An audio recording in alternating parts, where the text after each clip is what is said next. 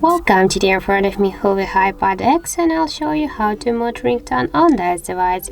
So let's just first open settings application, and after that tap here on the sound section.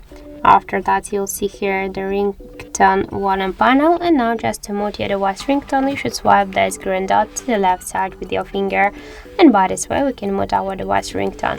Also I have the second way, how to just press up or down volume button here first, and after that click here on the settings icon. Here you'll see the ringtone volume panel, and now just to mute your device ringtone you should also swipe this green dot to the left side with your finger, and then just to click to done to save the changes, and that's it. So thank you for watching, and if you find this video helpful, don't forget to leave a like, comment and to subscribe our channel.